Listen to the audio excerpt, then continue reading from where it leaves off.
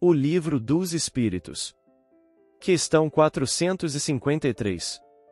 453. As pessoas dotadas de dupla vista sempre têm consciência de que a possuem?